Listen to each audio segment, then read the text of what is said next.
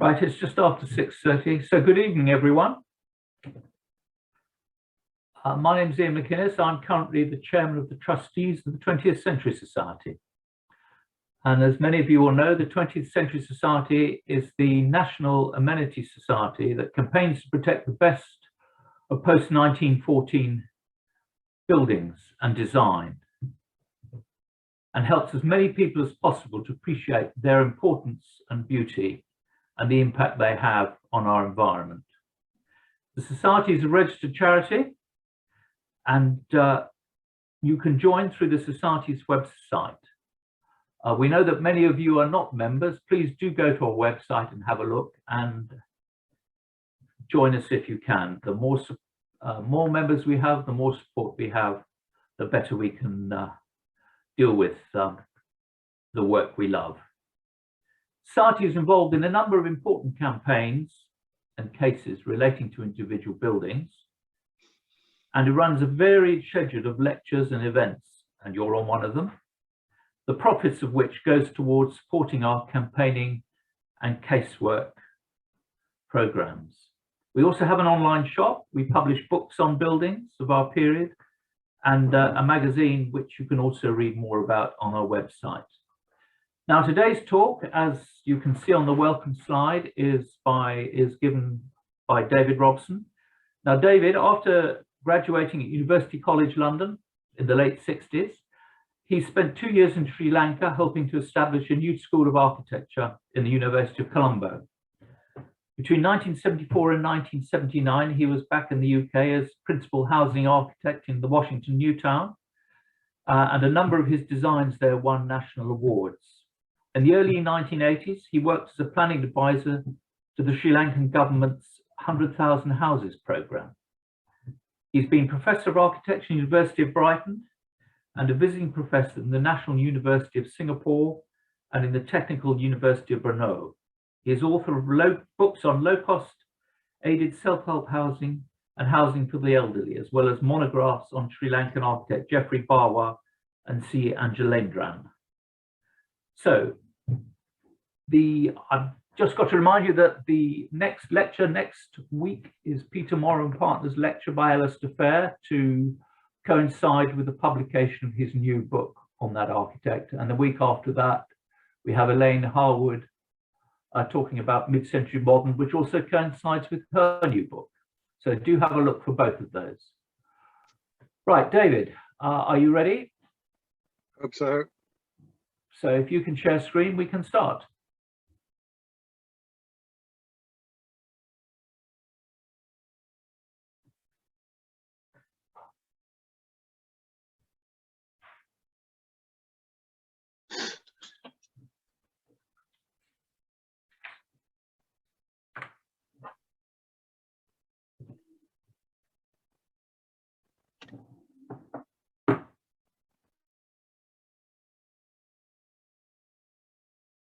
Okay.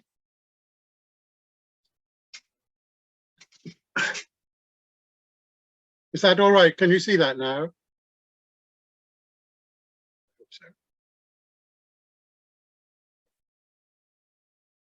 It's now 23 years since Geoffrey Bawa's working life was cut short by a massive stroke, and 18 years since he eventually died in 2003 at the end of a long twilight. He was a towering figure in the cultural life of post-independent Sri Lanka and exerted a lasting influence on its architecture and its way of life. His work has been celebrated across Asia, in the United States and in Europe, but has attracted less attention in Britain, even though Sri Lanka was a former British colony, even though he was educated in Cambridge and at the Architectural Association, even though he remained a loyal member of the RIBA until the end of his life. And it's interesting, for instance, that the RIBA ignored a campaign by such luminaries as Christoph Bon, Dennis Lasden, Jim Richards, Michael Braun, for him to be awarded its gold medal. Geoffrey Bawa was born in 1919, the son of a successful lawyer of mixed Arab and English descent, and his Dutch burgher wife. His ancestors embraced many of the diverse ethnic strands that made up Ceylon's rich cultural weave, while his life spanned across the divide between British colonial rule and Sri Lankan independence. That's just a picture on the left of his parents, Benjamin Bawa and his wife Bertha, in front of their Colombo home. And that's a photograph of Geoffrey in his first motor car. A few words, perhaps, about Sri Lanka. It lies a few degrees above the equator and in the path of both monsoons. Its southwestern quadrant is hot and humid. So this is that quadrant, if you can see my cursor. The other three quadrants are relatively dry. It's about 1/50th of the size of India, its nearest neighbor, in terms of both area and population, and is separated from it by a shallow channel, which is called the Palk Strait. But at the same time, it's almost connected by this narrow chain of islands called Adam's Bridge. On the map of the world, Sri Lanka seems to lie on the very edge of the great Eurasian landmass, far removed from centers of civilization, but it also occupies a pivotal place at the middle of the Indian Ocean, on the main sea routes linking China to India and the Middle East. So you can see here, I can get the cursor to work, but Sri Lanka in the middle of the Indian Ocean. Sufficient here to say that Ceylon was the cradle of a remarkable civilization based on sophisticated system of irrigation and tempered by Buddhism. This endured for over 1,000 years, producing architecture and planning of great refinement. And we just here see some examples: a Dagabo in Anuradhapura, a bathing spa in Anuradhapura, the great rock citadel of Sigiriya, and then buildings of the Polonnaruwa and the medieval period. And this great civilization endured for 1,000 years, producing this architecture of great refinement. And at its zenith, its capital, Anuradhapura, was one of the great cities of the ancient world. But this all collapsed at the end of the 12th century in the wake of invasions from South India. And after 4 centuries of confusion, Ceylon was occupied by a succession of 3 European powers: the Portuguese, the Dutch, and finally the British. The British period lasted for 150 years and was the most transformative. The British turned vast swathes of the island into plantations, creating new infrastructure and new institutions. Their impact on architecture and town planning, however, though far-reaching, was hardly inspired. In 1938, Bawa sailed to Britain and enrolled at St. Catherine's College, Cambridge, where he read English before studying law in London. After a brief return to Ceylon in 1946, he set out on a world tour that led him east to China and Japan, across the United States, and finally to Europe, where he paused in Italy and considered buying a house overlooking Lake Garda. Having abandoned his plans to settle in Italy, Bawa returned to Ceylon in 1948, just as it was casting off the shackles of empire. Whilst working briefly as a reluctant lawyer, he purchased a rundown rubber estate straddling a promontory in a lagoon a couple of miles inland from Bentota on the southwest coast. And you can see that promontory there and the lagoon on the top left. He rechristened it Lunuganga, or Salt River, and set out to transform it into a tropical evocation of an English landscape garden. The purchase of Lunuganga was in a way a reaffirmation of its Ceylonness, and coinciding with Ceylon's independence, its subsequent development mirrored the development of the new country. The garden project awakened in him a passion for architecture but it laid bare his lack of technical knowledge. And a visiting cousin from France advised him, become an architect. In that way, you can use other people's money to amuse yourself. And so he returned to London in 1953 and enrolled at the Architectural Association, where he persuaded the head to let him follow a quick course and start from third year. Having qualified in 1957 at the age of 38, the advanced age of 38, he returned to Colombo and joined the near moribund firm of Edwards, Reed and Begg as a 10% partner. This picture shows, in fact, Edwards in the middle, Reed, and this is Booth, the partner who preceded the final Begg.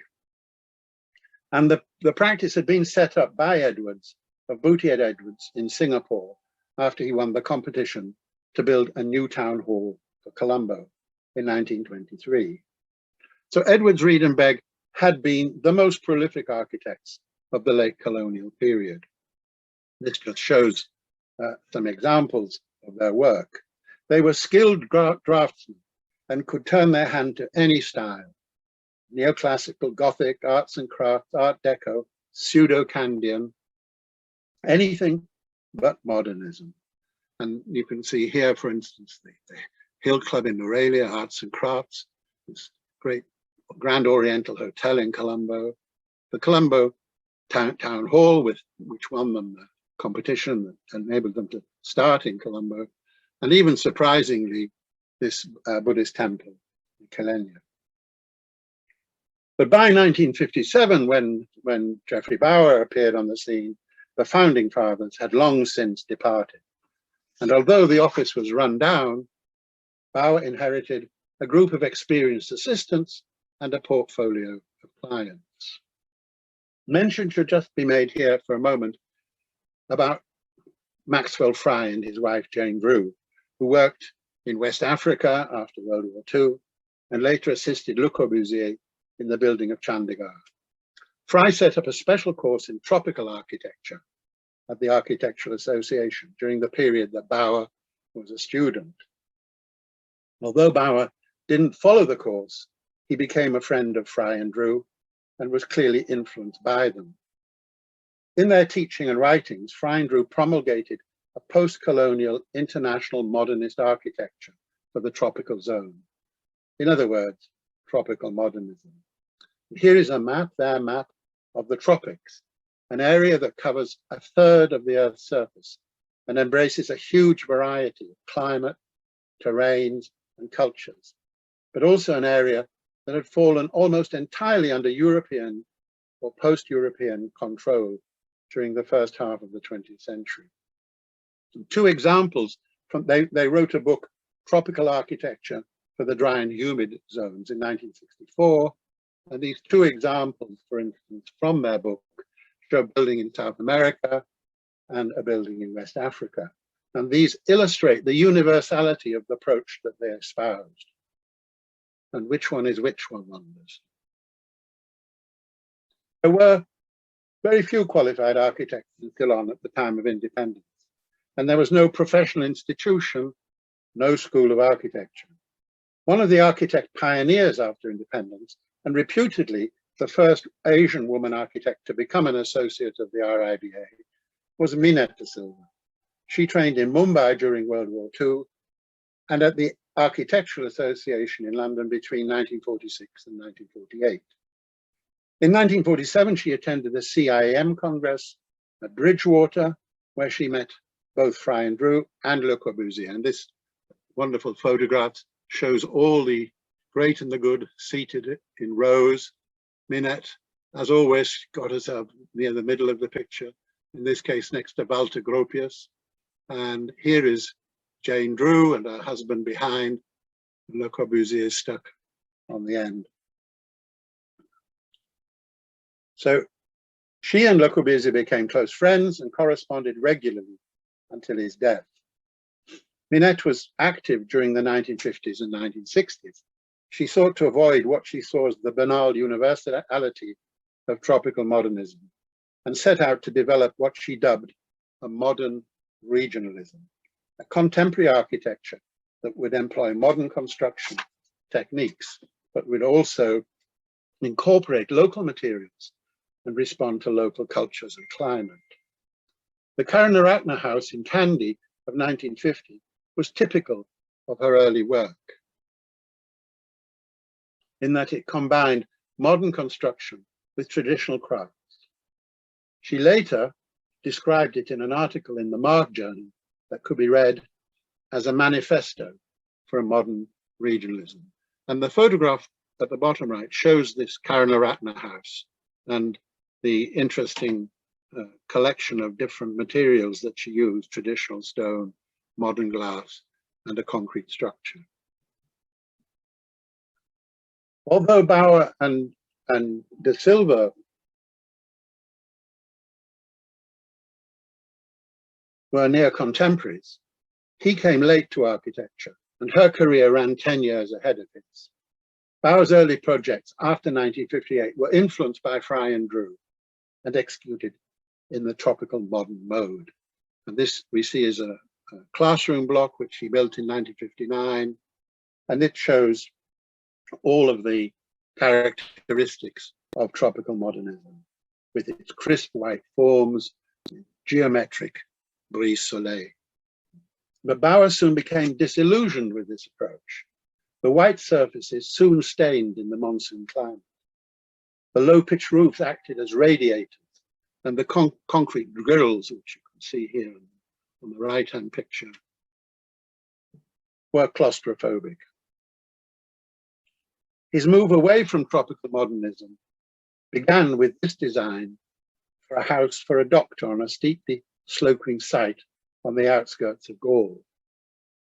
He deconstructed the colonial bungalow and reassembled its elements in a checkerboard pattern of linked open-side pavilions. You can see the plan here, the main central pavilion with its courtyard in the middle, and then a wing for the client's sister, a service wing, and the doctor's surgery. And these all are separated in such a way, but linked, to create these different garden spaces. And so it's this pattern of linked open-sided pavilions that stretched out to colonize the landscape and united the whole under a single roof plane, which you can see there in the section, that mirrored the hillside. Crucially, the design set up a dialogue between interior and exterior spaces, eschewing the need for air conditioning. It also affirmed the primacy of the roof in buildings for the monsoon tropics. And there's a picture of Geoffrey at that time with his client on site. And there are just photographs of that house. You see the sloping roof, which follows the lie of the land, the main entrance, and then this small courtyard in the middle of the main pavilion with a reflecting pool and the sitting room opening out into the garden.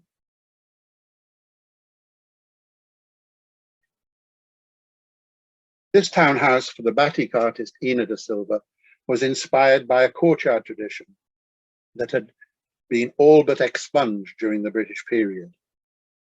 The British, of course, preferred to live in insular bungalows. The introspective plan was contained within a high perimeter wall with pavilions and small courtyards disposed around a large central traditional courtyard or medulla. So here's the perimeter wall, there's the main central courtyard, and the accommodation with pavilions and small courtyards arranged around it. And this part is two-story. You can see where the spiral staircase is. And these are photographs that were taken by Geoffrey soon after it was completed. And here are more recent photographs. And all of these pictures show how the different spaces connect with the central courtyard and how the different spaces all flow from one to the other. The house was built during a period of import restrictions when glass and steel were expensive and modern fittings were impossible to obtain. Bawa employed local materials and traditional detail: Portuguese tiled roofs, timber shutters, lattice screens, stone paving, but the open plan was decidedly modern in feel. The design created a unique sense of place, which referenced traditional ways of living and building, while responding to the challenges of a modern urban environment. As such, it served as a potent prototype for a new sort of house in a burgeoning tropical city. In 1962, Bawa persuaded his then partners to move out of the Fort Business District to the southern suburb of Kolpeti. A client for whom he had designed a courtyard house had absconded to Australia, and he transformed the half-completed shell into a suite of offices. This consisted of 3 transverse pavilions, which you can just see here on the lower plan. There's a first pavilion with an entrance archway to an entrance courtyard, and then a two-story pavilion in which were the quantity surveyors and so on. And then a central courtyard and reflecting pool, which served as a reception. That's the photograph of it there. And then the final 2-story building in which Geoffrey and his associate at that time, Ulrich Plesner, had their office. This picture shows this young Danish architect called Ulrich Plesner, who had worked with Minette de Silva in Kandy during 1958, joined Bawa in 1959 and stayed with him as an associate for the next 7 years. He contributed significantly to Bawa's development, building up his technical knowledge and his professional skills, whilst also, importantly, introducing him to Minette's ideas about regionalism. The office remained Bawa's base for 30 years, but when he suffered a stroke, I'll just show you there, sorry, they're just pictures of the office in its heyday. And when Bawa suffered a stroke in 1998, the building was let to a restaurateur called Shan Fernanda, who did very little alteration, but transformed it into what became the famous Gallery Cafe. And that's the entrance archway and the central reflecting pool courtyard. And this is still one of the few Colombo restaurants without air conditioning, where the interiors merge with the various courtyards. In 1962, Bawa moved into the third of a row of 4 tiny cottages along a narrow lane in Colombo, Kolpeti.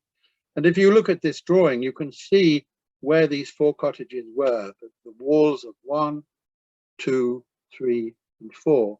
And the lane ran along here. And over the next 6 years, Bawa bought up the whole row and converted them into the labyrinthine collection of small courtyards and verandas that would serve as his townhouse. The lane became a corridor, and the first house was demolished. This first house was demolished to create a modernist 4-story tower that acted like a periscope. You can see it here in the section, going all the way up to a roof terrace. And from that top terrace at that time, it gave views out across the surrounding roofs towards the sea, the ocean, whilst its ground floor served as the carport for his beloved Rolls-Royce and Mercedes cars. So there you can see the Rolls-Royce, the entrance to the house. And these are just photographs of that entrance area and the corridor which replaced the lane. There's the Rolls-Royce and this little light well which turns you towards the sitting room where perhaps Geoffrey will be waiting for you. And then this is the staircase up towards the roof. And when you leave, that was the view down the corridor back to the entrance. The nuns of the Good Shepherd Convent had set up a retreat in the hills near Banderuela. And in 1962, they commissioned Bawa to build a chapel. Bawa worked closely with a group of colleagues and friends to create what was in effect a total work of art. Ulrich Plesner designed all the furniture and fittings. Barbara Sansoni produced the terracotta stations of the cross and the relief panels in the ventilator arches, which we'll see. And Lucky Senanayake designed the priest vestment and the altar. And you can see here with the drawing how the section, the main floor of the nave followed the slope of the site, and the altar was lit by a tall tower with a glass roof hidden away. And one side wall on the street side was a blank wall with these ventilator arches. But the other wall was glass, and the three crucifixes of the Calvary formed the window framing. Now, these photographs were taken soon after it was built, when there were quite a large number of nuns using it. And there we see, for instance, the altar and the vestments, all of which were designed by the team. And that's more or less how it looks today.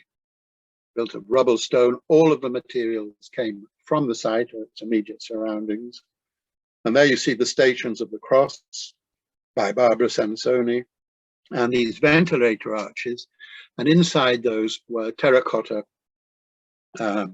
murals of the 23rd Psalm. A year later, the same nuns commissioned Bawa to build a Montessori school in Colombo.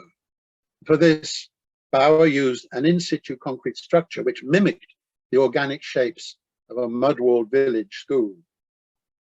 So you can see here, this is a characteristic drawing of the time. This is by Lucky Senanayake, showing the building with its plan, section, and elevation.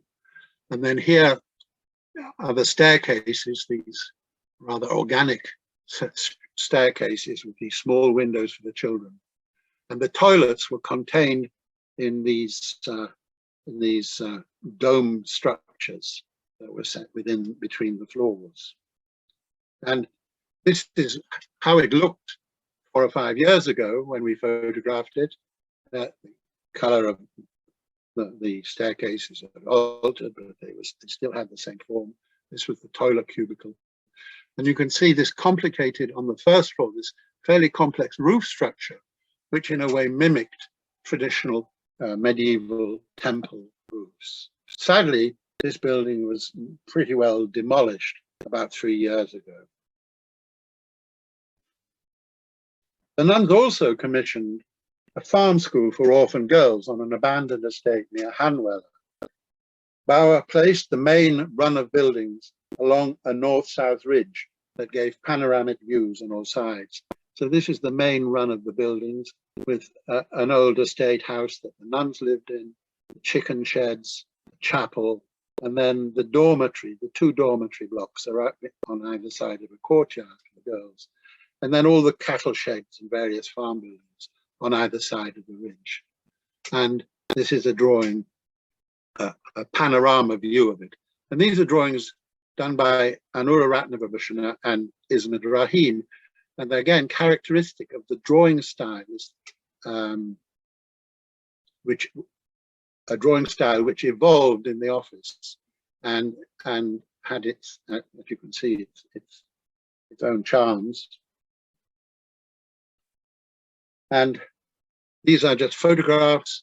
3 top photographs were taken by Christoph Bon, the Bon of Chamberlain Powell and Bon, who met Geoffrey in India in 1976 and came out in 1978 to visit and see Geoffrey's buildings, and they became firm friends. And he and his partner, Joe Chamberlain, and Joe Chamberlain's wife, they were completely smitten by this architecture, particularly the Hanweller Convent. And these are later photographs that I took of the dormitory blocks. A Swiss commercial company needed a new manager's bungalow for a remote coconut estate in the dry zone to the northwest of Chilau. Its CEO, Thilo Hoffmann, had seen a house that Bawa had built for Shell in Anuradhapura. And in 1964, he asked Plesner to adapt its plan for a site next to the estate entrance. When Bawa heard of this, however, he refused. He wouldn't allow a design to be reused in this way and insisted that they should all visit the site together. He rejected the chosen site and suggested relocating the house to within a collection of boulders and rocky outcrops about half a mile away to the south. The rocks, he argued, would provide privacy and shelter, both from wild animals and the monsoon winds. He then proceeded to set out the house using sticks and string. The main pavilion would consist of nothing more than a roof spanning across between boulders. And here you can see that. This is the main sitting room soon after completion. And there are these two very big boulders, one here, one behind the camera. And the ridge spans between the boulders, and the roof just covers the space and is open on both sides. And these are just some photographs of the Pulau Talawa as it is more or less today. And the manager's quarters, his bedrooms, were perched on two other boulders. Here you can see on the top right. And the guest pavilion had its own perch of boulders, you can see in the middle here. And the guest bedroom, I think this is one of Geoffrey's jokes. There is this enormous boulder which seems as if it's about to topple and crush whoever's sleeping in the bed. And there's a view of that main roof on its supporting boulder. The house came about as a response to the site, but it was also inspired by a long Sri Lankan tradition of cave temples. Bawa and Plesner did not part amicably, and Plesner in a book would later claim the design of Pulau Talawa as his own. But the client, Hoffmann, insisted that the concept had come from Bawa and that Plesner had only been responsible for detailed design and supervision.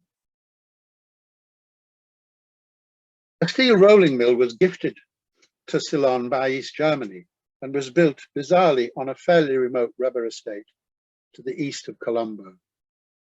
Bawa was commissioned to design a conference center, staff housing, and a number of ancillary buildings, as well as an office building. And the factory required a reservoir to provide water for the coolers. And Bawa persuaded the clients to build the office building out from the bank into the water. And there we see it. And you can see that the upper floors are jetted out to protect the lower floors. The walls are an open grid, and there we see it on the land side. And this jetting meant that each floor protected the one below from sun and rain. And then the whole was covered by this overhanging umbrella roof. In 1967, Bawa was commissioned to draw up the master plan for a new beach resort at Bentota on Ceylon's southwest coast. He identified locations for 5 hotels and built a tourist village with railway station, shops, bank, a post office, and a police station. He then went on to build 2 of the hotels for himself, a simple budget hotel called the Serendib and a top-end hotel called the Bentota Beach. And that rather torn drawing was an early design drawing which showed the different hotels, the Serendib Hotel and the Bentota Beach. And here is an aerial photograph of the Bentota Beach, and there's the plan drawing. The beach hotel was located on a mound that lay on a spit of land between the river and the sea. Bawa encased the mound in a stone bastion, and you can see that here. The reception rooms were arranged in a square on top of the mound around a pool court. So you can see the reception rooms here and the pool court. 2 further layers of rooms were then arranged in an L form, and again the floors jetty out. They looked out towards the sea and the estuary, and this jetting again gave protection from sun and rain. As in so many of his projects, Bawa developed the design scenographically. Visitors arrived hot and tired after a long drive from Colombo and were deposited in a dark cave-like entrance. You can see the cave-like entrance here. They then climbed a flight of stairs that was capped by a wonderful batik ceiling made by Bawa's friend Ina da Silva. You can see that there. And they were then in the reception room. They returned and they encountered this pool court. And this gave them a distant view across the pool and the main lounge into a coconut grove. An upper gallery then led them around the pool court to their room and their private balcony with its view of the Indian Ocean. The hotel was built in a time of import restriction, and Bawa and his colleagues had to improvise. The plan was developed around a single lift. You can see the single lift there, but you can see how Anura Ratnabushan, one of Bawa's colleagues, created special handcrafted lift doors for that one lift. So all of the furniture and fittings were designed in-house and manufactured locally, and all of the artworks were created by members of the team. The software furnishings were produced by Bawa's friend, Barbara Sansoni. The ambience was that of an ancient manor house, but the arrangement of outward-looking cells around a courtyard was reminiscent of Le Corbusier's monastery of La Tourette. The result was a special place, not a nowhere hotel in the middle of anywhere, but a place that resonated with its location and with the environment, the culture of the island. The election of a Bandaranaike government in 1970 heralded an era of political instability, communal violence, and austerity. Concerned for his future, Bawa considered emigrating and even opened an office in Madras. In 1972, when invited by Australian artist Donald Friend to design an estate of 15 beach villas at Batu Jimbo in Bali, he jumped at the opportunity. And this shows the master plan for these 15 villas on the beach at Sanua, Batu Jimbo.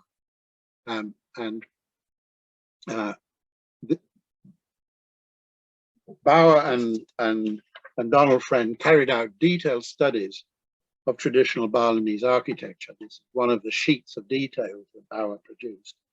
And he incorporated these things into his design. The master plan had 15 plots, and it adopted this checkerboard pattern of pavilions and garden courts that echoed traditional Balinese house compounds. Eventually, Friend fell out with his backers, and only 5 of the houses were built.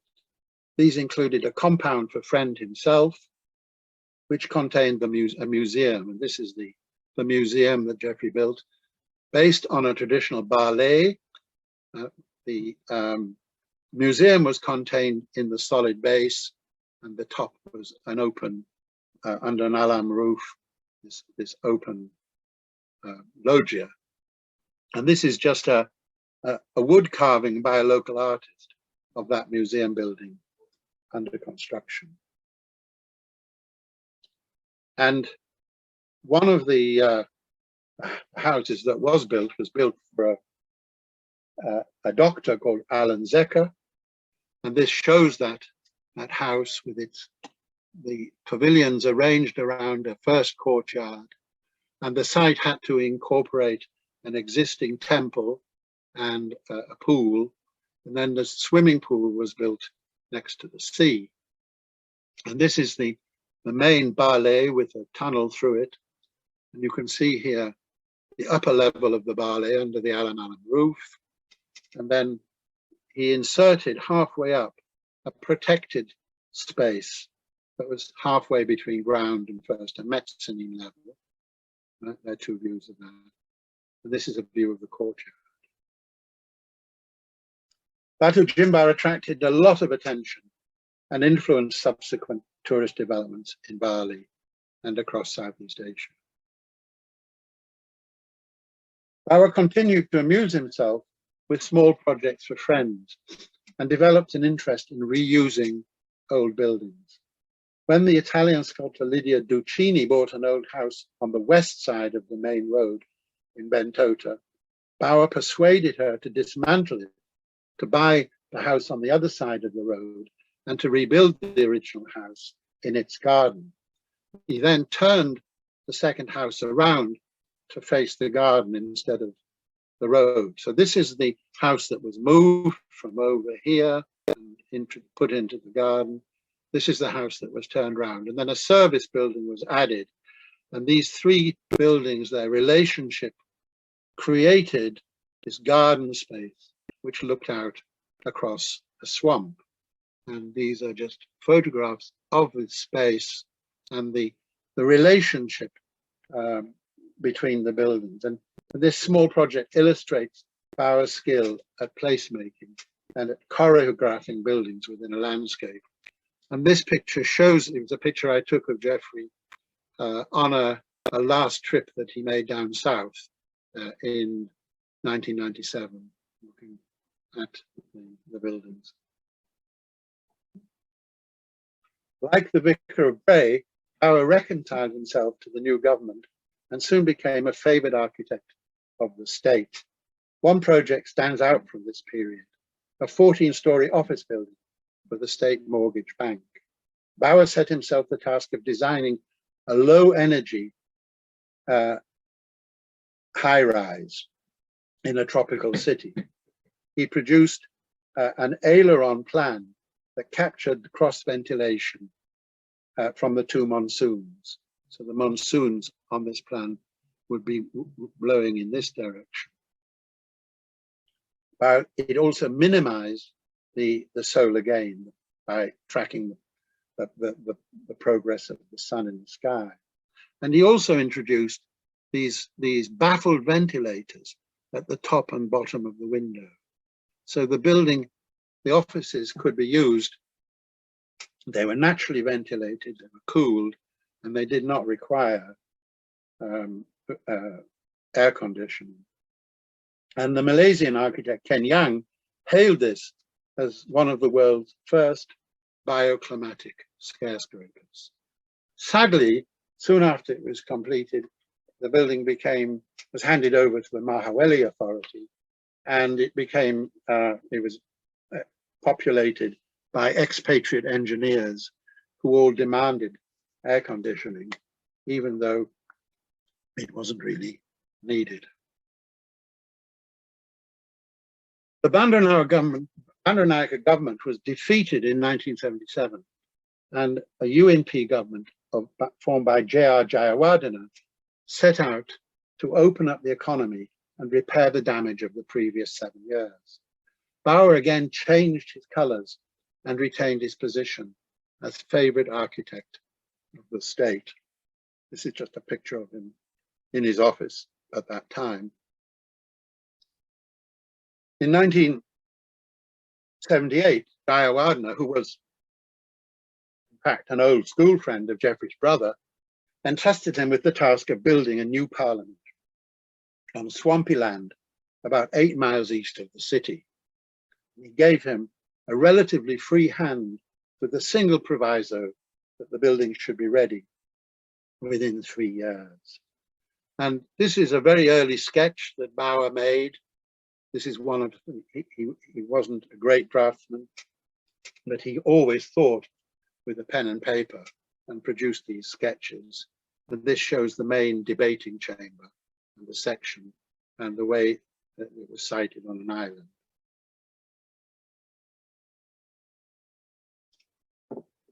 Bawa proposed to create a lake and site the parliament on an island at its centre. You can see that in this picture. His initial concept was recorded on these sketches, which were produced soon after his meeting with Jayawardena.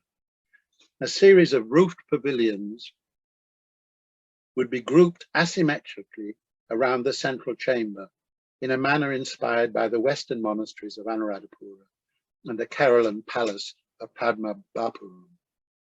The chamber would be based on the Westminster model and covered by a vast catenary ceiling made up of aluminium ingots. And this shows the entrance piazza, and this is the members' garden. And here's the interior. This is an early drawing of the intention to the interior. This shows this catenary ceiling and the rich use of calamander wood. And this astonishing chandelier hangs from the ceiling, designed by the Bawa's friend, the artist Lakisen Naika.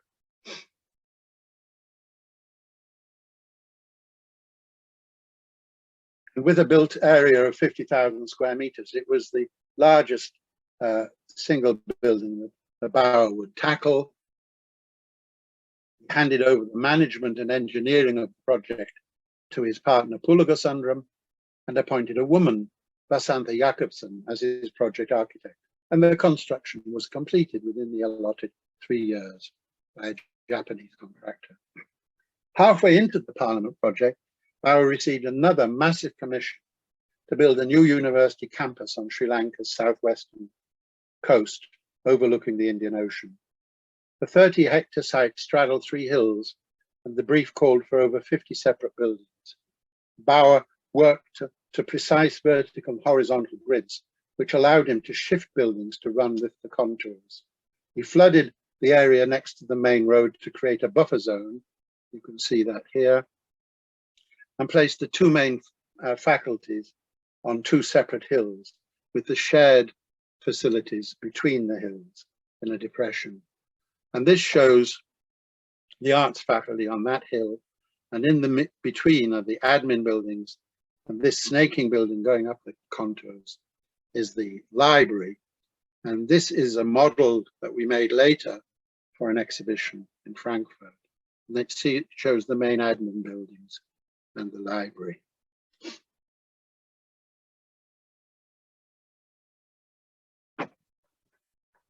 The design used simple forms with a fairly restricted palette of materials, and much of the architectural interest was generated by the way that the buildings related to the site and to each other, creating outdoor spaces between them.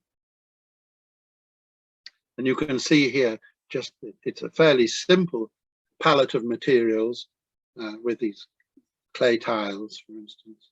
But you see how the magic comes from the way in which the buildings are arranged on the site and the way in which they create spaces between them. That shows the central library and the interior of the library, and then just views of different roofs.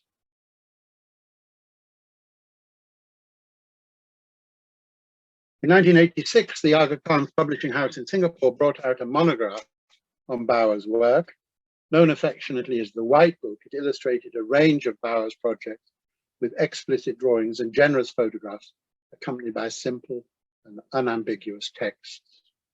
The book was assembled by architect Anjalendran with the support of Bawa's friend Christoph Bon, Chamberlain, Powell and Bon, and it was an immediate success across Southeast Asia, advertising Bawa's approach and establishing the office drawing style as the lingua franca of Asian regionalism. And this shows the Ina da Silva house as it appeared in the book. This is the original drawing of the section created by Lakisen and Naika with ink pen. Bawa, though, was worried about that the real office drawings, the actual office drawings, had become tatty and were not suitable for publication. And he had all the drawings meticulously copied by one young man called Nonus, and that's the drawing which appeared in the book. At the end of the 1980s, Bawa withdrew from ERMB and closed the office. Many assumed that he had retired, but he now started up a new studio in his home in 33rd Lane with a group of assistants. young assistants. The White Book had made him famous across Asia, and potential clients lined up to offer him commissions. Over the next few years, he produced designs for projects in Fiji, Mauritius, Singapore, Malaysia, Indonesia, and India, though few of these were actually realized. But Bawa was happy to play with new ideas and be paid a fee for the pleasure, and they came to be known as the $10,000 project. And this is one of them. In 1988, Singapore government commissioned Bawa to build a special glass house for montane forest plants in the famous Botanic Gardens. And that's Bawa's original sketches for an idea, which was that the main collection would be in one large glass pyramid, and this would be surrounded by asymmetrically a number of lesser pyramids. Sadly, in the end, the client cancelled the project. The design was too modern, and they said it wasn't sufficiently Bauerish. It was not what they'd expected. Another of these projects, these are just pictures of a model that I had made by my students in Singapore, showing the building. And then also there was a computerized walkthrough simulation. And this shows the pool court and the main pyramid. Another of these buildings was an extension to the Bali Hyatt Hotel on the beach near Batu Jimbo. And this took the form of a large Balinese village with clusters of courtyard villas arranged on either side of a 200-meter-long swimming pool. You can see the swim. You could actually swim from the entrance along the full length of the hotel to the beach. Although it was not built, it had a big influence on hotel design of the period. But reality returned in 1992 with a commission to design a hotel close to the famous Sigiriya rock citadel. However, Bawa considered the site to be too close to the rock and persuaded the client to move to an alternative location 8 miles away to the south. The hotel would occupy the side of a ridge against a cliff face and look out across an ancient reservoir with distant views of the citadel. And this is a view across towards the hotel. You can see that, in fact, the hotel almost disappears into the jungle. And there's a section which shows how it's built against that cliff. This is the plan of the way it insinuates itself around. And here you see how it emerges from the jungle. And these are just photographs at the entrance. Visitors drive through the jungle up a ramp to the reception that occupies something like the mouth of a cave.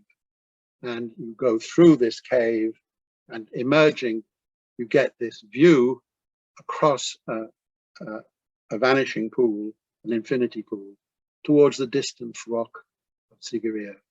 And the elevations are covered in a grid of wood, which enables the vegetation to cover the facades. And so the building almost disappears. And you actually arrive, having gone through the cave, at the top level of the hotel. And the 5 levels of rooms are below you. So it's almost as if you've arrived on an ocean liner that has run aground on a remote mountain. It's like a latter-day Noah's Ark. The architecture is rugged, suggestive perhaps of an ancient palace, and the facades are covered with a frame that supports a curtain of vegetation, as you can see. And these are just views of the interiors and the infinity pool with a view across towards Sigiriya. And here you see how effectively the building has been submerged in the jungle. And the Kandalama Hotel signaled the start of a remarkable 7-year period of frantic designing and building, during which Bawa, now in his 70s, completed 2 further hotels and several houses and started work on a new presidential residence on a site next to the parliament. This Lighthouse Hotel of 1995 was built on a rugged promontory on the north edge of Galle. It confronts the Indian Ocean in much the same way that the Kandalama confronts the jungle. 2 snaking blocks, you can see there, overlap to create a sheltered garden court. And these are just, that's the view that you get when you arrive on the upper level. You see the ocean. This is the way in which the ocean crashes at the foot of the hotel. And this is the central garden court and the steps down towards the small beach.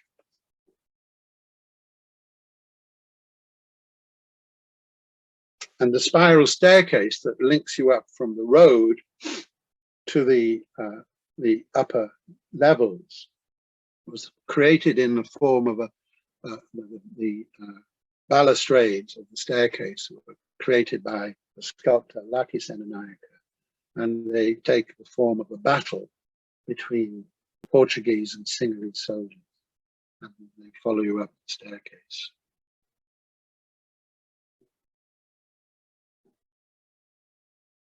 Bawa's last house was built for the grandson of President Jayawardena on the cliffs above Weligama Bay on the south coast. And this took the form of a simple open-sided pavilion. You can see in that photograph, it's just this one loggia roof, and then the cellular accommodation is put into a semi-basement at one end. That's Bawa's initial sketch, and later drawing showing the pavilion on the top of the cliff. And that was my attempt to reproduce that in a photograph. And as a final statement, this is a very minimal idea of a house. And it really circled back to his assertion in 1960 that in Ceylon, the roof is paramount. The roof is all that you really need. And this is a series of pictures I took in 1997. This is his last site visit, and you can see him on site in a wheelchair with the client, his assistant Chana Daswata, and that lower picture behind him is the architect Anjalendran. And the contractor had found an earlier bungalow had been burned down by terrorists, and the contractor had found this old generator in the scrub, and Geoffrey had decided it would be resurrected and used to support a table in the main building. And Geoffrey was now in poor health. He struggled to complete his last hotel, the Blue Water Wadua, and to develop the design of the president's residence. But in 1998, following a surprise visit to Lunuganga from none other than Prince Charles Windsor, he suffered a massive stroke, which left him almost totally paralyzed. And he never recovered from this, and he died 5 years later in 2003. The garden project at Lunuganga had sparked off Bawa's interest in architecture in 1948, and had occupied him constantly over the next 50 years, functioning as a retreat, as a place to entertain friends, and a space laboratory in which to develop ideas. And in 1990, his friend Christoph Bon collaborated with a young Dominic Sansoni to record the garden in a book of haunting black and white photographs. That's the cover of the book. That's a picture of Christoph with his camera. And it records the changing moods of the garden over the space of a year. And these are all Christoph's photographs from the book, various views of the garden. This view, the plan here you can see shows the original house on the ridge. There were two hills, this and this, separated by a valley with a ha-ha. And Bawa cut this swathe through the rubber trees and created this view of a distant sliver of the lake and a Buddhist temple in the distance. And these are just other views of the garden. And here's a drawing which shows the house and the courtyards that were added to it, and this pavilion which served as a weekend office, and a cowshed and a chicken house on the side of the hill. This is the Sundala pavilion, the office, its interior, and the chicken house. And this is one of the many staircases that go up and down the cliff on the north side of the hotel. These are just pictures of the garden. These are rice paddies at the foot of the hill, with the water beyond. And this is a loggia with a mural by Marquis and Naga. And here are pictures, just two drawings from the book, showing parts of the collection of buildings around the house, with his portrait of Geoffrey Bawa on one and of Anjalendran on another. This is Geoffrey on the terrace, entertaining three of his architect friends, Anjalendran, Ismail Rahim, and Chamadazwata, and two final portraits of Geoffrey.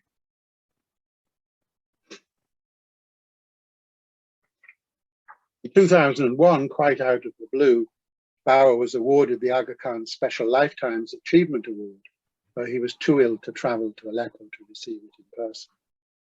The award brought him new fame, and in 2004, a group of us were invited to stage a retrospective exhibition with work that filled the whole of the Deutsches Architekturmuseum, Frankfurt. The exhibition ran for 3 months and was the most visited in the museum's history. It was later offered to the RIBA, and the Royal Academy agreed to it being shown in its empty north wing, but the RIBA turned the offer down. So, Geoffrey Bawa completed over 200 buildings during his 40-year career, developing new prototypes for a range of different building categories in a newly independent Sri Lanka.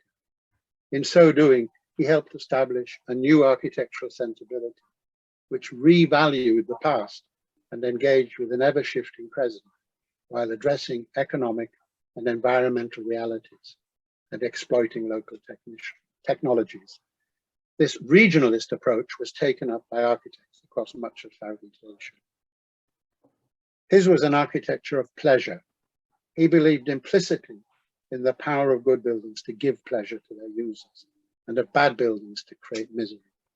And he himself derived great pleasure from making buildings and seeing them succeed.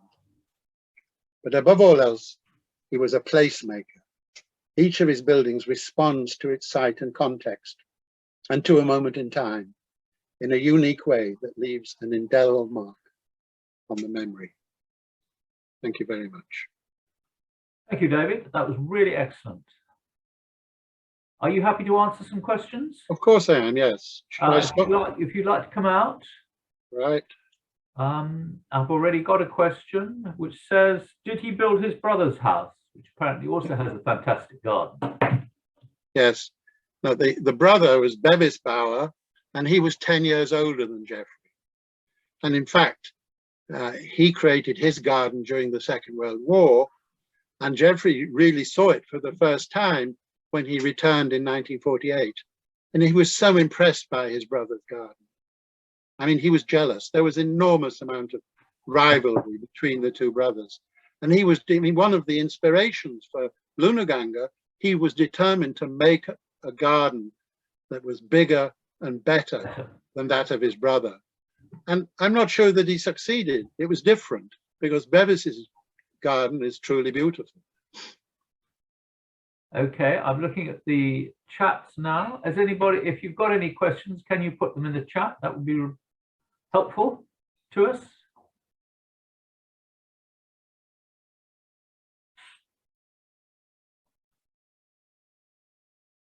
There's one. The question here is, was Frank Lloyd Wright an influence as well as Core? Well, I think that, I mean, it's interesting, when Geoffrey was at the Architectural Association, he adopted very much a sort of lawyer's attitude and rather poo-pooed all the arguments that were going on at the time. He always argued that one should really learn from the whole history of architecture. But there's no doubt, I mean, he did this journey across the United States, and he visited many of Frank Lloyd Wright's buildings. And I'm sure that, yes, he was influenced, particularly by the early period of, for instance, the first Tally's Inn and so on. Right. Another question here saying, Geoffrey clearly had an ability to influence and persuade. Do you think this was a skill he learned, or was it some kind of natural talent or charisma that helped him to do this? Was it the popularity and charm and success of his early built work that gave others confidence? Well, I think the first thing is that he was in fact a very insecure person and actually quite shy. But on the other hand, he had this training as a lawyer. And I mean, he was, again, during the time at the AA, he was quite disruptive, and particularly Arthur Korn used to hate him because he would ask these searching questions. And he was very persuasive. I mean, you will, if any of you watch the film that we might show later, I mean, his manner was very much that of a lawyer. And I mean, he's a bit like sort of like the Keir Starmer rather than the Boris Johnson. You see what I mean? A bit more serious, yeah. Another question, I mean, this is really built on that, what you just said, is the jump from being a dilettante lawyer to a world-class architect is quite a considerable one. Did he have natural talent to begin with, or was he very well taught? And if so, by whom at the AA?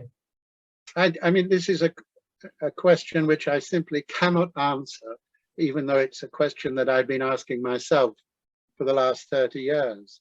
I cannot explain how it is that somebody who had actually not ever really shown really much interest in drawing or any talent for drawing, and should go up to the age of almost 30, and then suddenly have this sort of Damascene moment where he suddenly has awakened within him this passion for architecture. And he wasn't a particularly gifted student. He wasn't highly regarded at the Architectural Association. But once he got back to Sri Lanka, there was something that blossomed. And he was very, very fortunate in having very talented assistants, this young generation of Sri Lankans, several of whose names I've mentioned. And he was able to bring them together and act as a sort of like a conductor of these very talented young people. But he could so mold them into a sort of orchestra, if you like. And the question now is, what is the current state of the Bentota Hotel? Has it been altered? The Bentota Beach Hotel was demolished about 6 years ago to make way for a much bigger development. And then it was rebuilt within that development. And that seems to me to have been a rather pointless exercise. a different approach to conservation. And it no longer has this relationship with its site, you know. Right. So to me, it's a lost building. It's interesting, however, that the Ina da Silva house, which I showed, was also demolished about 9 years ago. It was on a site in the center of Colombo, and it had become very polluted. And a group of people got together and rebuilt that house on the edge of Lunaganga. That has been very successful. But many of its buildings now have been rather spoiled or by alterations and so on. What about the Triton Hotel? Was that affected by the tsunami? Yes, that was one hotel that was hit by the tsunami. But it survived. The tsunami, I've even got a bit of film that shows the water rushing through the hotel. It destroyed all the coconut trees that form that entrance. But it has survived. It's still a fine place. Next question. What date did Bawa start to influence Kerry Hill? Well, that's interesting. I mean, in fact, Kerry Hill was, and sadly Kerry died a couple of years back, but Kerry always acknowledged Geoffrey as having been his great guru. Kerry was a young architect working for a firm out of Indonesia, and he became the job architect for the Bali Hyatt Hotel. And it was there when he was working on that hotel that he met Geoffrey Bawa. Geoffrey came to design Batu Jimbo for Donald Friend. And Kerry was absolutely in awe of Geoffrey and followed him to Sri Lanka. He actually bought a house near Galle and set out to create almost another Lunaganga garden. So much was his admiration for Did Geoffrey ever meet Louis Barragan? No, and that's of course very interesting because there are so many similarities. They were both rather tall, they wore heavy glasses, they were gay, they had an interest in relating buildings to landscape. Barragan's career ran about 12 years ahead of Geoffrey's. They certainly never met. And I don't think that they ever were aware of each other's existence, at least Geoffrey not perhaps until the last 10 years of his life. Right. Is his Colombo house open to visitors? Yes. And the house and Lunaganga, the garden. is Lunaganga still a hotel? No, yes, sorry. Lunaganga is a guest house. Guest house. You can stay there, and the garden is open to visitors. And the house, the Colombo House, 33rd Lane, is also very accessible and open to visitors. And are his buildings appreciated? Well, given some of his larger ones, a Parliament House, I'm sure, but are his buildings generally appreciated there today in Sri Lanka? Well, there is I think there are quite a number of different factors in this. I mean, first of all, a developing country like Sri Lanka, the idea of preserving the immediate past is something of a luxury. Yeah. Then in a Buddhist country, there is this idea of the impermanence of things. And so there's very little regard for preserving buildings. So for instance, that wonderful Montessori school, the nuns themselves demolished it 4 years ago to build something horrendous in its place. So, I mean, yes, a building like the Parliament is probably safe, but many of the hotels have been changed. Yeah. And many of his houses have disappeared. Okay, I think we have one more question. Did he ever meet with Arthur C. Clarke in Sri Lanka? It says here that Arthur Clarke was a resident of Galle. That's not true. He lived in Colombo. Yeah, he did live in Sri Lanka, that's for sure. Yes, and he was, of course, a character and a very important figure. And of course, Geoffrey and Arthur Clarke knew each other. But for instance, Geoffrey never built anything for Arthur Clarke. That never happened. Well, thank you. We're going to stop there, the questions there for a little while, and we're going to try and show a film that David has put together where we can hear Geoffrey speaking and talking about his architecture. We tried it out a couple of days ago and it worked in the end. So if you'll just bear with us, I'm going to see what I can do. And David, and please note that the sound, don't worry, the sound comes on later. And David will speak over the introduction, but don't, if you see the pictures and don't hear a sound, don't panic. Okay, so I'll start talking about it whilst Ian sorts out the gizmo. The architect Christoph Bon, who was the Bon of Chamberlain, Powell and Bon, became a close friend of Geoffrey's after meeting him in Madras in 1976. And in 1984, he and Jean Chamberlain, who was the widow of Joe Chamberlain, happened to make a recording of a lecture by Geoffrey given in Delhi. And I found these cassettes of this lecture among a bundle of papers that Christoph passed to me for safekeeping just before he died.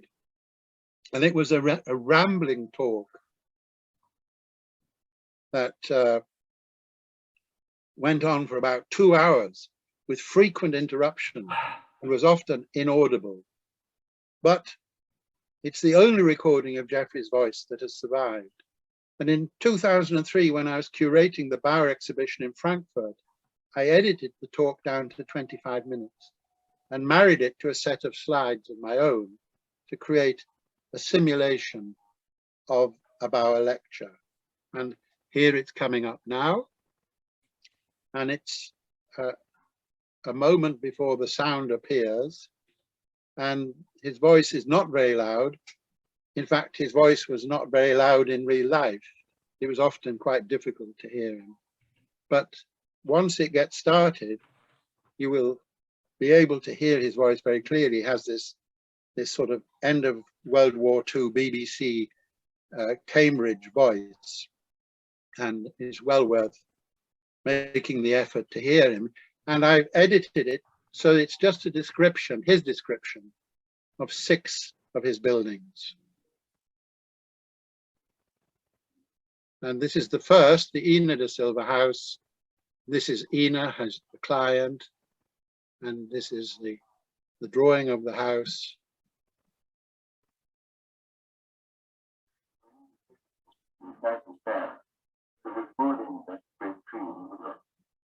And then there was a big tree on the right-hand top corner of the courtyard.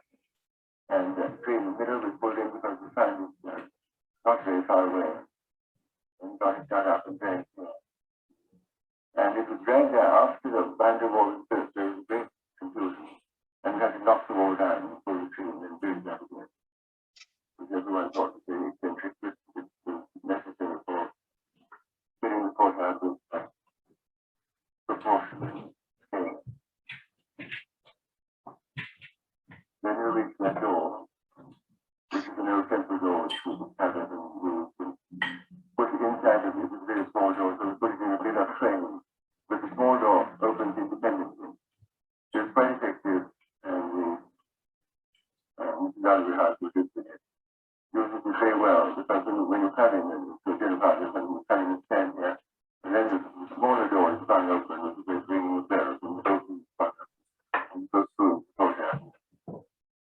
Great sense of drama, excitement. The top floor also has his bedrooms, which have trellis, and the air goes right through the sunlight, so you can sit on those sills as an added seat in the room. The dining room there is just the living room, just runs right through the house, and it's about 40 feet deep, I suppose, altogether. And then these are the millstones which we put in the courtyard just to sit on at parties. And the mango tree, the roof has to be cut back overnight. There's no control to it, you can have trees very close to the building and not be affected by it. What people frequently do is to cut down old trees, and then, which cause no harm, when they're looked after, and then plant new trees, which cause infinite harm to the roof space.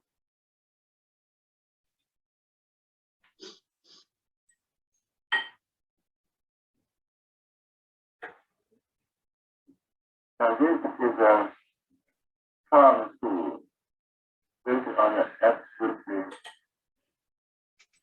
mini budget. It was a training school for run by the Roman Catholic nuns. And it was a training school for girls in their school who wanted to take agriculture as a livelihood. And there was generally great for girls who went back to the village after their training with all the substance of a good education, technical education. Went back as very important people in the village. So we tried to keep the building, and indeed kept the building with low cost as possible, using materials almost all from the site itself. There was a quarry on the site, a lot of it was rock, and the bricks were made in the fields below. Quite an extensive project. It was financed by the German Catholics. We put up most of the money, and we're very keen on keeping the building in some relationship with the buildings around. Where you drive up below there, come up past there, into that little house there, which is big as it looks, and has about 6 or 7 nuns living in it, and the offices and so on there. You walk along there to chapel here, and then along a long terrace, a long walkway, which looks out in this direction, that direction, over there, and back here, and comes here into this little pavilion, where the girls were scattered the girls around the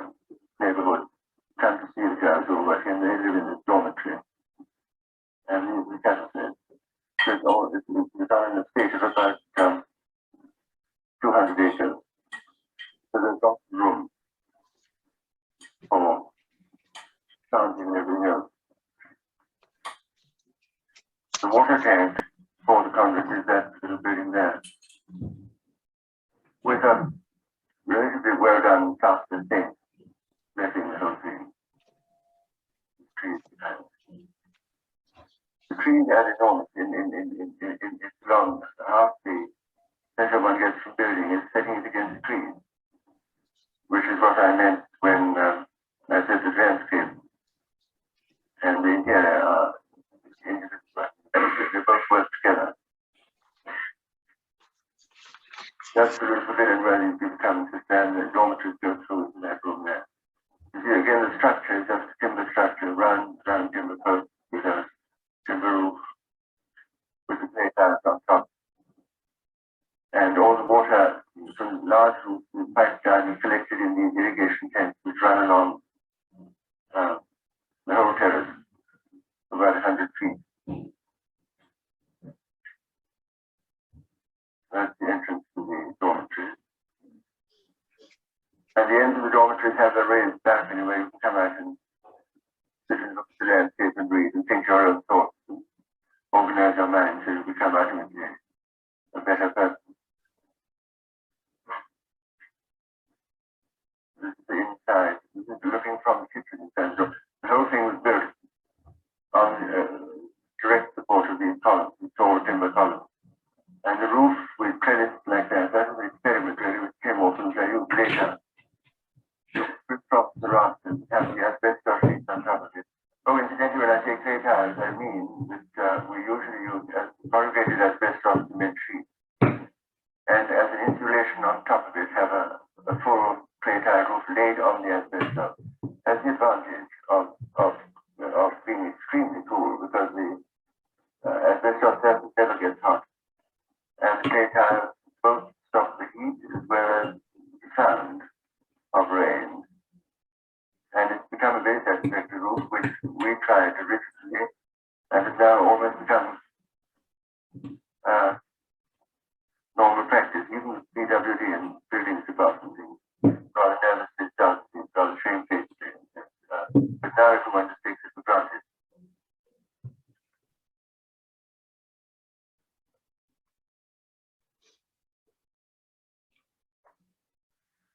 This is another house. It looks ancient, but it's just finished. The block on the right-hand corner was there, and I found it on the beach side at Bentoja, abandoned and for sale. So I bought it and played around with it and added on all the rest you see. Again, it's completely traditional structure with bricks and lime mortar and a tile roof and timber doors and windows. And it sits by the seaside, and it has, I think it was built in about 1890 or something. And very well built with teak rafters and copper nails, and has lasted rather. So we added on the tongue that comes forward here to make it into a little guest house for friends and so on. And the front room is a living room. There are bedrooms in that corner, and I presented a tower on the side just to do extra rooms. And it goes into, it's got a courtyard inside with a pool and privacy. But it's looking out at the sea, quite close by, looking directly at the sea.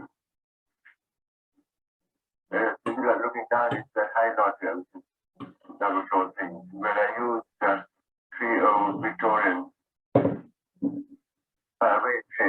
rain window, whatever they're called, we put over windows for rain, and built in the sideboard at the bottom.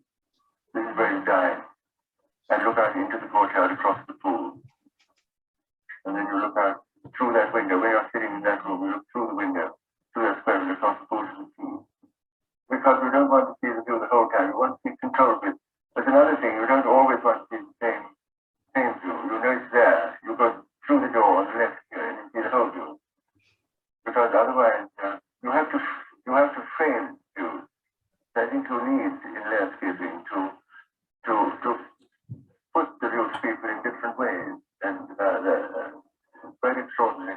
I show you in my garden where there's a long view of a temple right across the lake on the other side, and which is a very lovely view, and in the foreground there's a hill across which you look, and I put one black spot on that hill. And it's amazing how that controlled the whole view. It suddenly brought an enormous interest, because I went after that, stopped, and then went on. The consciousness stopped and went on. It's very important to control spaces, even in a garden, which is continuous. You can control them with just a straight line on the ground.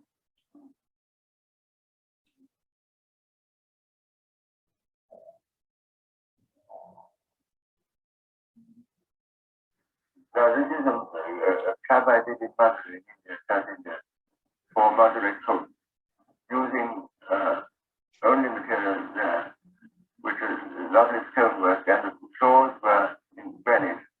Sometimes the huge slabs, about 6 by 4, 8 by 5, and all the columns were stone and capital stone, the beams stone, and tiles again on that business. And with the timber framing, and ceilings were, as Margaret coats for textile people, there's no difficulty in having cloth ceilings. It's being kept beautifully, and as far as interior decoration goes, the surface itself is decoration. When they added to by things like that lintel of wood, which isn't really necessary, but which isn't necessary as a lintel, but is necessary as a visual cap to that opening. These are the big slabs of stone which we use for lintels and seats and window architraves. And it was done marvelously by ancient laborers who measured things with sticks. It was enormous possibility, because you only have to explain it to me. Everyone got enthusiastic with the idea. And there's one ancient mason who looks about 300 years old, but he was marvelous. Tummy is very frail, leading a team carrying a slab about 10 feet by 4 feet of stone, about 8 inches thick. How it was done was then it slotted into place beautifully. The hinges and pivots of the windows were cast in bronze by the Madre Mills workshop, and done beautifully so that you could almost blow, if you blew on a window, it opened slowly like that. There was hardly any friction, no pain. And if you look through these things, we got old doors from Tarakudi in checking out. In checking out, a lot of houses would be pulled down, and these magnificent doors were being sold for virtually strong. So we got them and set them in as simple a timber framework as possible, but making sections of timber the right proportion so they fitted. I mean, that top lintel was again a new one.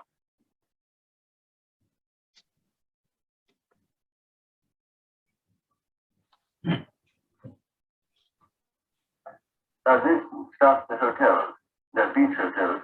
This is not a very good photograph, but it shows the site. You see the river on the right, straight down to the sea. See it here. The first hotel you will see is at the furthest corner between the river and the sea. So it has on a hill, a low hill, about 14 feet high. And we use that hill as the base, the ground floor of the hotel is really on top of the hill.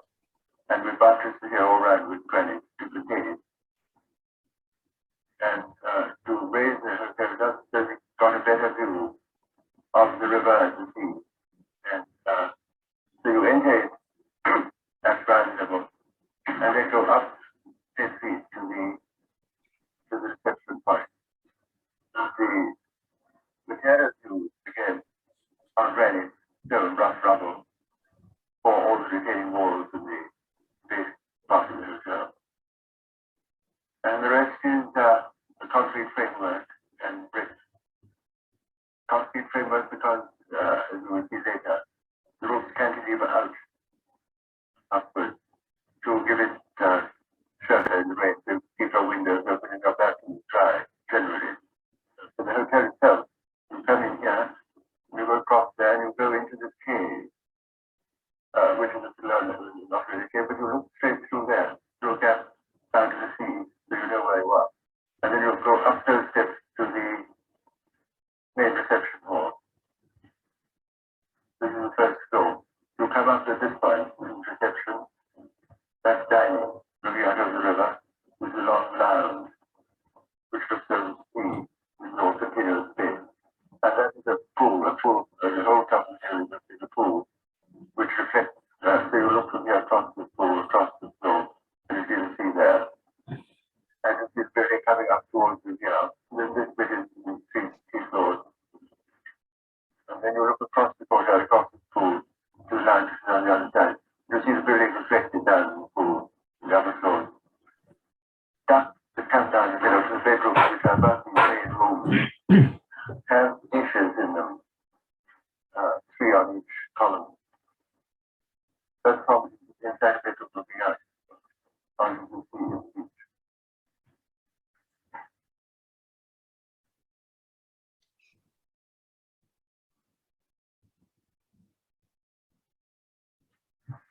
And you look across this pool, which is under the reflecting pool, with the trees inside it. But the trees are isolated by being separated in soft concrete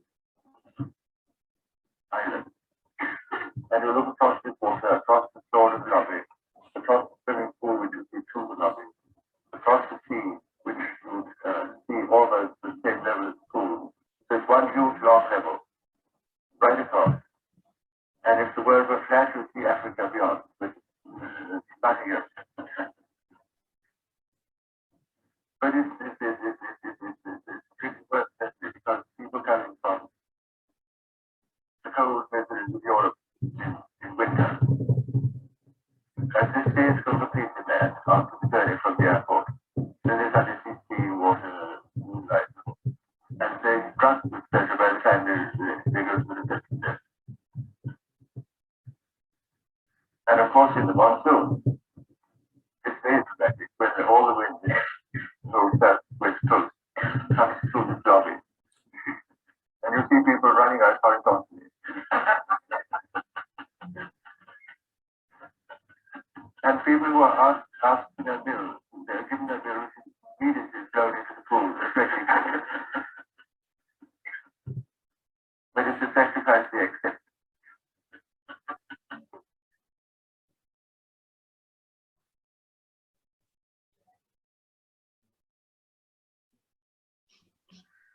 Now we have the Parliament, which was one stage of march.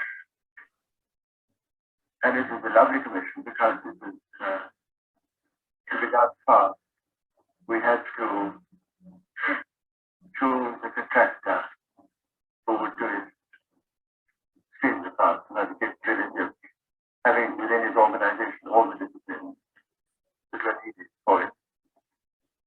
And eventually the beginning it was about 6, in the end it ended up with 2 Japanese contractors. We just put a pin in one of them and chose them, and then negotiated from then on.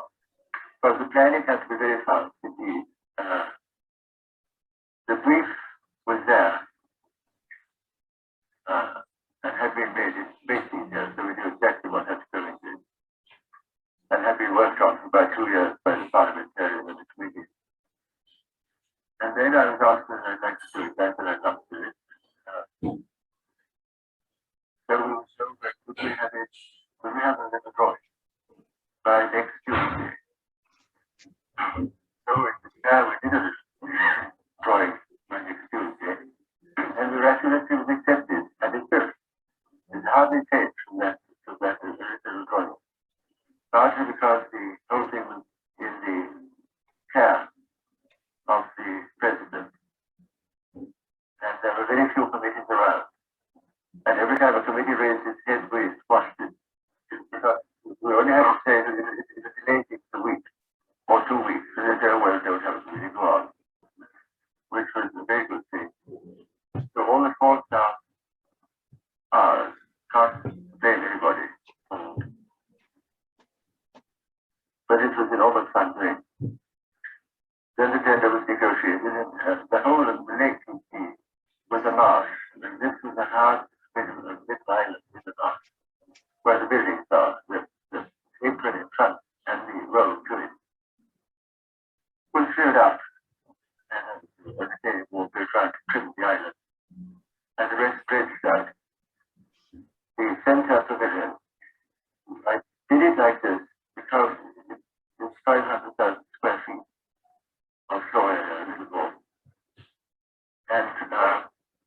all the surroundings, all the landscape around it, with trees and rather handsome apart from the marsh.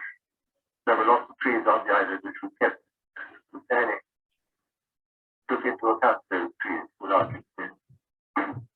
The other thing that governed the planning a bit was the knowledge that in all large grand buildings in Sri Lanka from time immemorial, the formality was there, but it was softened by the need for keeping views true and it was never a rigid formality. So we broke the building up with the continuous part of it as the bottom terrace, and the second layer of the solid. After that it becomes pavilion. The roof is copper on a decking of teak. The main structure is concrete and it's built on tiles. That forecourt is all at one level, with the water and the stones which is granite stands to be right into the arcade. You go out there, drive into the arcade, which all sets before practice or whatever, and the assembly hall is on the left. The assembly hall is really a hall just for meetings which take place publicly here, where there is some necessity to address the public who can't, of course, go into the chamber. The chamber is in the middle of that, it is sacrosanct. And right at the beginning, the only change we made in the original plan was to make the isolated chamber completely. Because I had thought that it would be nice to have the chamber so that you came out of the chamber, walked into a lobby, opposition or government. This was open to the view. And that even from inside the chamber, while you were pondering whether to raise taxes or to do something in it, you could see the side by side went on. Birds flew and the sky was blue and so on. And you weren't isolated, you weren't in a cocoon. But we had to put them in a cocoon because of parliamentary habit. And so it's very now when you come out of the closed chambers, you go into the lobbies and walk onto the terraces on each side. The top terrace on each side of that middle block is on the level of the lobbies and of the Prime Minister's office in the leader of the opposition. When I've got the general picture of it, then that's the picture from across the lake. And you see it doesn't really dominate shores. It's about the height of the surrounding trees and lies quite quietly there. Brown, the surface of the walls are crushed granite in a ready place, sprayed on. The actual granite off the floors, the weight of granite from the slabs they cut, there's about 10,000 square feet of granite on the ground floor, trussed to the pavement to the cars, entrances, passages, and the fourth floor. That yielded a lot of chips which were then braided and used for the outer surface. The outer surface which you will see is a browning granite and timber with a copper roof. And those steps lead up and up to a big square silver door, about 10 feet by 10 feet, with the Constitution engraved on it. That's the chamber inside. It's got a ceiling, tent-like ceiling of 4 8-inch squares linked together with brass links and hung in a catenary. Very hung in the middle. And the sculpture, the chandelier in the middle. It's so sort of nice.